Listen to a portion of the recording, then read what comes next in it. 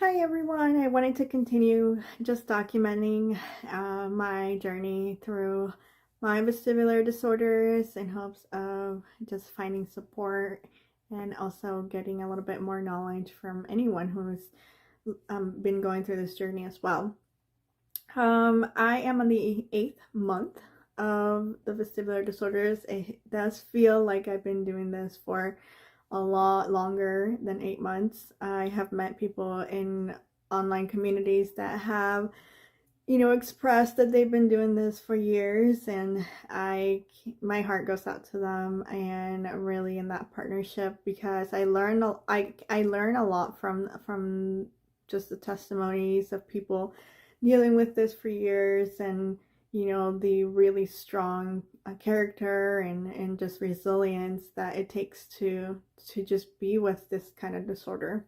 So in the 8 months, I want to go over a little bit of my symptoms currently right now, also medications and some things I want to share on what occurred. So right now I'm still on the nortriptyline. I had shared that I wanted to maybe increase it. The pill or the capsule comes with on 10 milligrams or 25. My GP said that it wouldn't be too much of an issue of increasing from 10 to 25. So I began that, and I did find that it was an issue for me. I'm highly, highly sensitive to medication, and so going from 10 to 25, I went back again to the same kind of side effects and issues that I had kind of or had been diminished throughout the 2 months that I was on it. And I did find myself with a lot more brain fog, a lot of GI issues, just feeling ill overall. And so I decided to try it out for about 2 weeks, and I did not see a reduction on the side effects, so I went back to the 10 milligrams. The GI issues from 10 to 25 was the major impact.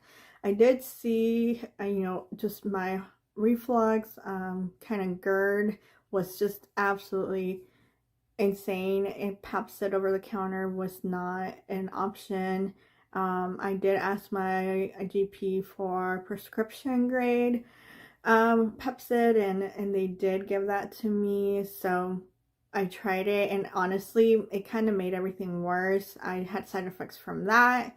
So I just decided, you know what, I'm not going to do this. I'm going to go back to the 10 milligrams. I just feel a lot more like safe for my body, and I just don't feel that just sickness coming through. I try to maybe play around with the pill or with the capsule and see where I could try to do maybe like a 20 or even a 15. Unfortunately, there's no grade in between. That the pharmacy just couldn't do that unless I wanted to get it compounded, and I think insurance doesn't cover that, etc., etc. So for all those issues, I'm still on the 10. Now, what I could do is I could try 2 10s, and I did try that, and I still didn't feel that it was like a good stair step for me. So here I go again, trying to figure out what I'm gonna do. I'm still doing the Neurotriptan for the big episodes that come through. I'm still on the metoprolol, so that beta blocker. I'm still doing that. One thing though that I did notice was when I was taking the nortriptyline, I, for whatever reason or another, I have missed a couple of my Lyrica dosages, and I didn't really see any difference. So I decided to try out how I felt without the Lyrica, and I come to find out that the nortriptyline actually takes care of the job. I didn't see major issues with or without the Lyrica. In fact, one of the things that I did find out was when I did take the Lyrica and the nortriptyline, typically the Lyrica I would do during the day because it doesn't make me very drowsy. And I did find that I was getting a little bit of a kind of rebound headache from it. So I decided to take that away and try it out and see if my body missed it, and it didn't. So I'm now only taking the nortriptyline, the naratriptan, and the metoprolol as a combination without the Lyrica, and I'm still getting the same effects. So crossing fingers here that that will continue. I am still on the Timidol eye drops, so I'm still continuing that. Honestly, I don't know about the Timidol eye drops. I can't really pinpoint exactly how they work. I don't really see major improvements there. One thing is that I have been very conservative with them in the past couple of months, so maybe I will try to use them a little bit more. I do have the prescription to use them 2 drops twice a day on each eye, and I only been doing it 1 drop once daily. So maybe I'm just not even getting the necessary amount to make a difference. Typically, again, my body's very sensitive, so typically I start things at a very low amount and kind of gradually go from there. So maybe that will be my next step, and kind of documenting how Timidol increases and how my body reacts to them.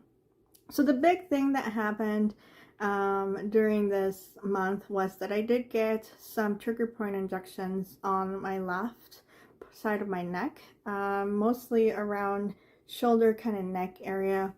That has been a trigger point for a long time for me. I've shared that I've had chronic neck pain for years now, and I had trigger point injections done in the past, very much in the past, about 10 years ago, and they did help at the time, and so I decided to maybe try it out this time around. And I did go and got a couple of them done under ultrasound guidance, and honestly, I regretted the decision the week following the procedure. I was in intense pain. Just everything flared up, and I just don't know if it's my body reacting the way it is. I don't know if it's the long COVID. I really don't know. But for a week and a half, I was really regretting that decision. Everything flared. Migraines started getting worse. My dizziness began to get worse. It was just incredible how much everything flared up. And about 2 weeks into the procedure, everything kind of started to slow down and kind of cool down a little bit. One thing that really helped was just icing the area and really making it numb from ice, and then continuing with some wet warm compresses. That really helped as well. And I did find that naratriptan really did help with kind of that dizziness interrupting at the time. I honestly don't regret it now because I'm through it. I feel like it did aid. Ultimately, I do feel like my neck did feel a lot better from it. I'd say it reduced my pain by like a 65-75% in that area. It didn't reduce it in my whole neck, but it reduced it in that area. And so that really does make a difference for me. And I think that's why I didn't need the Lyrica as much, is because the Lyrica was really helping with that nerve pain in my neck. And having the trigger point injections was kind of another layer of reducing that pain, and I was able to diminish or take out the Lyrica from my treatment plan. So yeah, I really regretted that decision for about almost 2 weeks. I was in so much pain. I was in kind of like that delirious feeling that you get when you're sick, and I was just not pleased. Maybe it was the injection type that they used, like the medication that they used, although they said that they used a very little of it. Maybe that's, a reasoning behind it. I really don't know. So the plan was to get the other side done and kind of go up into my neck. I am very hesitant about it. I know that ultimately I healed and I'm better for it, but honestly it was a really rough 2 weeks, and so I'm really hesitant. I think that that's probably where I'm heading, is just having a little bit more trigger point injections on my neck, and hopefully that will kind of help with migraines as well. I did notice a couple things as well during the month, is that really my migraines are really diminishing a lot in terms of like the pressurized pain that comes through. That feeling has really decreased with the nortriptyline. So I really think that I'm into something. I really want to try this for a little bit longer and see how, my symptoms diminish or how my body reacts to it. I do get kind of that heavy feeling of my neck and into my head, the bubble head sensation. I did follow up, obviously, with the doctor that put the trigger point injections in my neck, and he didn't feel that I had cervical instability on my neck. He did say that most of it was just muscle related, fascia, soft tissue, kind of micro injuries that have been there for a long time, and obviously physical therapy, the trigger point injections, maybe dry needling will be, a continued effort as I kind of heal from this. So we went through imaging. I mean, I have done several imaging of my neck throughout the years. We did one here recently, and nothing really extraordinary on those as well. So that has been the major thing that I had dealt for the full month, which kind of took most of my month, really. Another thing that I did during the month was travel to the long COVID clinic to get a sleep study done, and that was an experience for sure. I did find it very interesting in the terms of what they found. So they did find that I have some sleep apnea, and it's enough that they felt that I need to get a CPAP machine. Now here's the thing. I have no idea if I had some kind of sleep apnea before everything, or if like COVID had something to do with it, or what. I really don't know. I don't know if there's any correlation behind it, or if it's a direct cause. So ultimately they felt that I do need a CPAP machine, and so I'm in the process of obtaining one and seeing how that will affect kind of all my symptoms. Obviously, not being able to have deep sleep and going into that cycle really will interfere with a lot of issues. I mean, when she was reading my report, she was saying, this could be like the key to everything. Maybe you're just not getting enough deep sleep, so your body's not restoring itself. Maybe that's why hormones issues are coming through. Maybe that's why you have migraines, etc., etc. So because of that finding, I really started thinking about myself holistically instead of just like the vestibular disorder. Yes, I obviously want to be cured, and I want to find a cure, and obviously maybe I will or maybe I won't. I just don't know. I'm very hopeful that I will and that we'll recover from this. However, I really started more thinking holistically about my health in general, just like, 5-10 years down the road, what will it mean for my health? And so I started really kind of diving my toes a little bit into functional medicine, and I have been kind of starting that process. I've been interviewing a couple of functional doctors just to see, what kind of your philosophy they have, what kind of labs they use to make their decisions, kind of what coaching mechanisms they use, etc. Price obviously is a factor, because obviously the insurance doesn't cover this, so it would be an out-of-pocket expense. So something to review. I have found a couple contenders that I really kind of resonated on how they ran their practice and how they talked to me, and I'm kind of right now deciding which one would be something that I will continue. One of them is a little bit more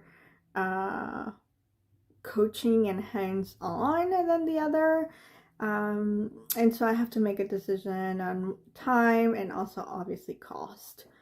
So that is a decision that I'm gonna be making here pretty soon. So overall, that's kind of what the 8th month has been. Symptom-wise, I have seen a full reduction of the full-on migraine, pressurized dizziness feeling where I was bedbound. I have not had that type of attack in about probably 60 days. So, which really coincides with starting the nortriptyline. So I know that that is working for me, and it's working really well. I do have the stress headaches. I do have some breakthrough migraines come through. I do have breakthrough dizziness coming through.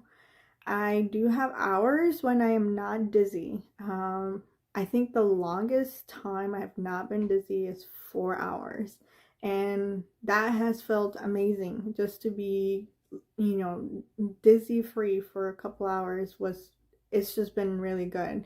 But I have not had full days where I am dizzy free. So that's kind of like a goal of mine, is to get to maybe like an 8 hours. We'll start at 6 and we'll take 6. But I have not had a full day of complete dizzy freeness. I just really have been stuck to a couple hours. So I don't know if that's because the nortriptyline, obviously the lifespan of the pill is like not in my body, so then I start getting the symptoms. I don't know, and it's kind of hard because my body didn't like 25, so we shall see how we continue with that. A couple of people asked about tinnitus, and I honestly do not have any tinnitus, or have not had it in I would say about 3 months now, probably closer to 3 months.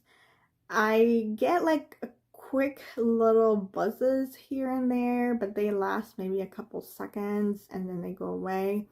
The fullness in my ear has diminished tremendously. I have not had to worry about fullness in my ears very much, if at all. They've been quite open. I can hear perfectly. I don't have any reduction of sounds. The symptoms that I still continue to deal with are my vision issues. My left eye is still bothering me. I feel like sometimes here and there, very briefly, it's like in a prism. Like it's not focusing right, and so it takes it a little bit of lag time to focus in right. So I notice it more when I do have a migraine. So obviously the visual disturbances with migraine, obviously it's something it's a symptom of a migraine. But I also get it kind of randomly. I will get kind of that weird sensation.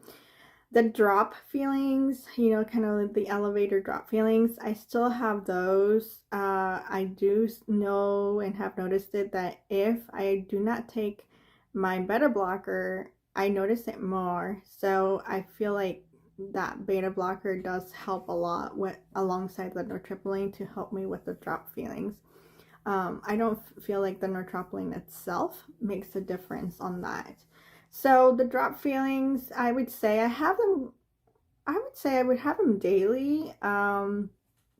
They don't last very long, But most of the time I'll be, brushing my teeth or doing dishes or, on a computer, and then I'll feel like that drop. And obviously it's very scary, but that has been something that I've dealt with before, and it was a lot more and a lot more scarier. So I just feel like I have a lot more tools in my arsenal now to be able to kind of keep cool and not have the anxiety come through. Another thing that has occurred I have not had, cross our fingers, a panic attack in about 2 months either. I have felt some sort of anxiety come up, and I felt like, oh no, like the anxiety is building, but I have not had a full on panic attack in 2 months, which has been real nice. Um, Panic attacks are very scary. They have, like that residual anxiety that comes with it, and I haven't had it, so that has been great. So overall, I have seen an improvement. I'm not where I would want to be. It's kind of like when you get a little bit better, you almost want more to get better. So would I be happy to stay in this kind of place and kind of plateau here? Honestly, I probably would not. I'm happy with it right now, but I am still kind of in the search for more.